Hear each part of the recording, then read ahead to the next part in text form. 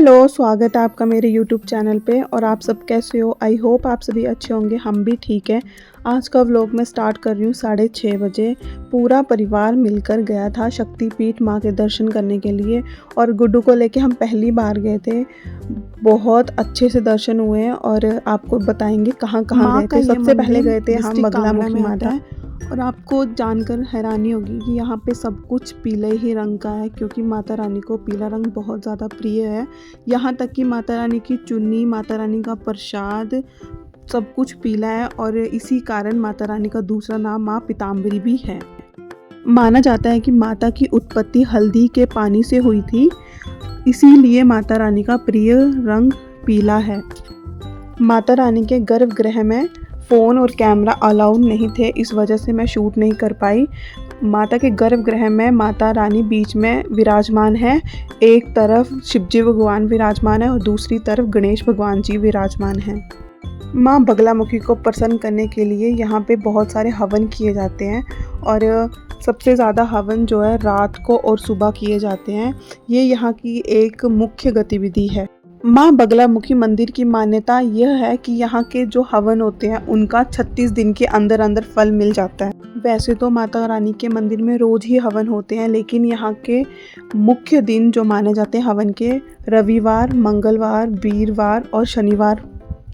माँ के इस अनोखे मंदिर में 136 प्रकार की अलग अलग विधियों से पूजा और हवन किए जाते हैं।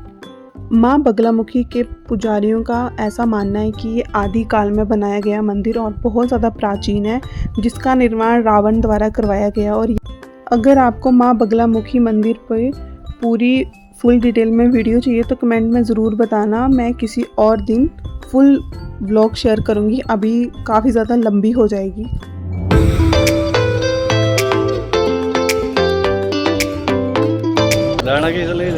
हमारे दर्शन बहुत ज़्यादा अच्छे से हुए क्योंकि भीड़ बिल्कुल भी नहीं है। सुबह सुबह आए 7:30 बजे। माँ बगलामुखी जी का दर्शन करने के बाद हम चल पड़े अपनी दूसरी लोकेशन, जो वहाँ से थोड़ी सी ही दूर है, और ये है माँ छिन्नमस्तिका, जिनको चिंतपूर्णी माँ के नाम से भी जाना जाता है। और यहाँ पे तो भीड़ इतनी ज़्यादा थी। हम गए थे सैटरडे को और इतनी ज़्यादा भीड़ थी, लाइनें कम से कम 2-3 किलोमीटर पीछे तक लगी थी और हम बहुत ज़्यादा गलत लाइन में चले गए थे, जो इतना तक घुमा के हमें लेके गई थी।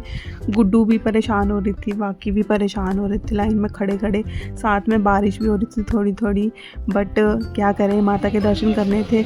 9 बजे से लाइन पे लगे थे और दर्शन जाके हुए 1-1:30 बजे। हम 2 बजे एग्जैक्ट फ्री हुए थे और गुड्डू यहाँ पे तो बहुत ज़्यादा खुश थी, लेकिन आगे बहुत ज़्यादा रोई थी क्योंकि वो भी थक गई थी। हम सब भी थक गए थे लाइन में लग लग। भारत के 51 शक्तिपीठ मंदिरों में से छिन्नमस्तिका माँ का मंदिर ये एक है और ये ऊना डिस्ट्रिक्ट में पड़ता है। जब असुरों से युद्ध जीतने के बाद जब माँ के 2 गणों जया और विजया ने माँ से कहा कि उनकी प्यास अभी तक बुझी नहीं है, तो माँ ने अपना मस्तिष्क काट कर उनकी प्यास बुझाई, इसलिए माँ का नाम छिन्नमस्तिका पड़ा। आप कभी भी माँ छिन्नमस्तिका के मंदिर जाएं तो कभी भी सैटरडे और संडे को तो बिल्कुल नहीं जाएं, क्योंकि आपको बहुत ज़्यादा भीड़ मिलेगी और मंदिर 12 बजे बंद हो जाता है। माता रानी को भोग चढ़ता है, इस वजह से आधा घंटा तो वैसे ही रुकना पड़ता है। तो आप छुट्टी के दिन कभी मत आना और एक बार हिमाचल ज़रूर आना। माँ के शक्तिपीठ के दर्शन ज़रूर करना, बहुत ज़्यादा सुकून और शांति मिलती है। चाहे कितनी भी लंबी लाइनें लगी हो, कितना भी वेट करना पड़े, लेकिन जब माँ के दर्शन होते हैं ना तो पता ही नहीं लगता कि हम इतनी देर से लाइन में खड़े हैं और इतने ज़्यादा थक चुके हैं। माँ के दर्शन करने के बाद बहुत सुकून और शांति मिलती है। माँ के मंदिर की एक प्रथा बहुत अनोखी है। भवन के ऊपर सिक्के फेंके जाते हैं और जो सिक्का वापिस आता है उसको आशीर्वाद के तौर पर अपने पास रख लिया जाता है। माँ का यह मंदिर शक्तिपीठ भी है और सिद्धपीठ भी है। शक्तिपीठ इसलिए है क्योंकि जब भगवान शिव जी माँ सती का शव लेकर ब्रह्मांड का चक्कर लगा रहे थे, तब यहाँ पे माँ के चरण गिरे थे। और सिद्धपीठ इसलिए है क्योंकि यहाँ पर माँ के एक भक्त माईदास जी का गहरा इतिहास जुड़ा हुआ है। बाबा माईदास जी यही बट वृक्ष के नीचे माँ की आराधना करते थे और कहते थे कि माँ आप यहाँ पर विराजमान हो तो कृपया करके मुझे दर्शन दो। और तब माँ ने माईदास जी को कन्या रूप में दर्शन दिए और कहा, यहाँ मैं पिंडी स्वरूप में विराजमान हूँ, यहाँ पर मेरी आराधना और पूजा अर्चना करो। वट वृक्ष के नीचे ही माईदास जी को माँ ने दर्शन दिए थे। माँ के गर्भगृह में फ़ोन और कैमरा अलाउड नहीं है, इसलिए मैं वहाँ पे कुछ शूट नहीं कर पाई। माँ के दर्शन करने के बाद थोड़ा-सा बैठे वहाँ के प्रांगण में, फिर हम चल दिए घर की तरफ जहाँ पे हमने गाड़ी पार्क करी थी। वहाँ पे बच्चों के लिए बहुत सारी सी चीज़ें थी, थोड़ा देर उनको झुलाया, फिर हम निकल गए घर की तरफ और मौसम बहुत अच्छा हो रखा था। ये जितना भी दिख रहा है आपको ये टूरिस्ट प्लेस, पहले कुछ भी नहीं था लेकिन बाद में इसको टूरिस्ट प्लेस बना दिया। और ये पत्थर जो भी दिख रहा है इसको सप्पड़ बोलते हैं हमारी लैंग्वेज में। यहाँ पे बहुत सारे टूरिस्ट आते हैं, फ़ोटो वगैरह खिंचवाते हैं। जितनी भी जगह है वहाँ पे सारी जगह ये सप्पड़ ही सप्पड़ दिखेगा आपको।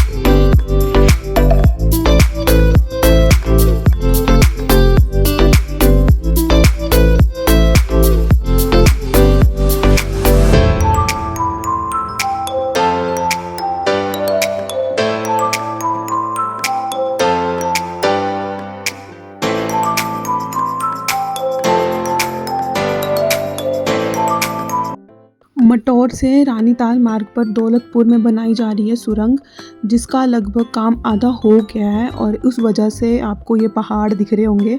ये सारे अभी काम चल रहा है यहाँ पे। दोनों सुरंग को बनाने के लिए अभी दिसंबर तक वो पूरी कंप्लीट हो जाएगी। एक साइड से सुरंग निकाल दी है, दूसरी साइड से भी निकाल रहे हैं और 23 किलोमीटर का डिफरेंस था जो कि अब 18 किलोमीटर में पूरा कर दिया जाएगा। कांगड़ा शिमला 4 लाइन का काम चल रहा है। ये सुरंग कांगड़ा की सबसे लंबी सुरंग होने वाली है।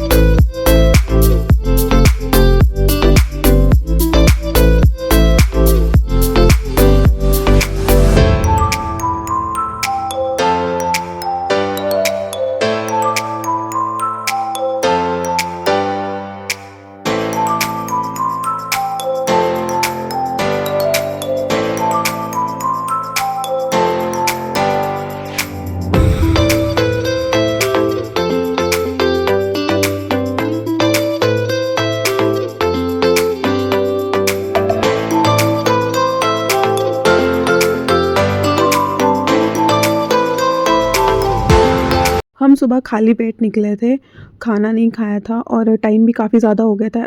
फिर माँ चिंतपूर्णी के मंदिर दर्शन करने के बाद ही हमने खाना खाया और निकल पड़े घर की तरफ। गर्मी भी काफ़ी लग रही थी, मौसम देख के तो ऐसा लग रहा नहीं होगा लेकिन गर्मी थी। और रास्ते में देख रहे थे कि कितना काम चल रहा है और 4 लाइन का भी काम चल रहा था, टनल का भी चल रहा था। और अब आपसे मिलते हैं कल। आई होप आपको मेरा वीडियो पसंद आया हो। जिसने मेरे चैनल को सब्सक्राइब नहीं किया प्लीज़ सब्सक्राइब कर देना और मेरी वीडियो को लाइक ज़रूर करना। Thank you.